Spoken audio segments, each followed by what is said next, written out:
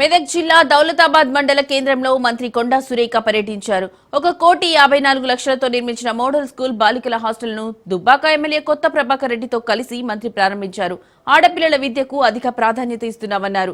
ప్రభుత్వ విద్యా సంస్థలలో అన్ని సౌకర్యాలను ప్రభుత్వం కల్పిస్తుందన్నారు.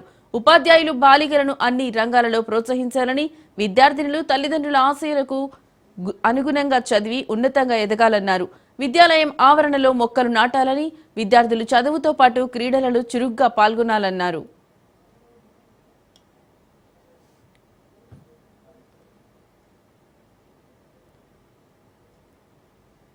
ఈ మోడల్ స్కూల్స్ అనేటివి నిజంగా పేదల పాలిట పెళ్లిదిగా చెప్పుకోవచ్చును.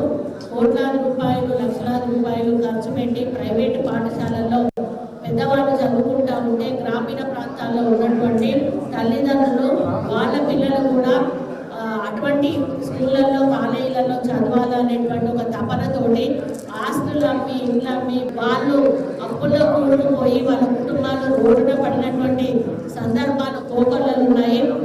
ఇటువంటి స్కూల్స్ ఉన్నప్పుడు వాళ్ళ పిల్లలను నిర్మోహమాటంగా తీసుకొచ్చి కాన్ఫిడెన్స్ తోటి, నమ్మకంతో ఈయో స్కూళ్ళల్లో వదిలేసి వెళ్తా ఉన్నారు. వెళ్ళినప్పుడు ఇక్కడ పిల్లలు కూడా వాళ్ళ తల్లిదండ్రులు ఏదైతే నమ్మకంతో వాళ్ళని ఇక్కడ వదిలిపెట్టడం జరిగిందో వాళ్ళు కూడా వాళ్ళ తల్లిదండ్రుల ఆలోచనను, ఆశయానికి తగ్గట్టుగా చదువుకుంటూ ముందుకెళ్తా ఉన్నారు.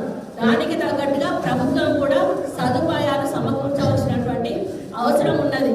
దాదాపు 100 మంది విద్యార్థినులకు సరిపోయే విధంగా అకామిడేషన్ ప్లస్ ఇక్కడే ఫుడ్ అరేంజ్మెంట్స్ హాస్టల్ లాగా దీన్ని కేటాయించడము చాలా హ్యాపీగా ఉంది. దాదాపు 1,58,00,000 ఈరోజు కన్స్ట్రక్షన్ చేయడం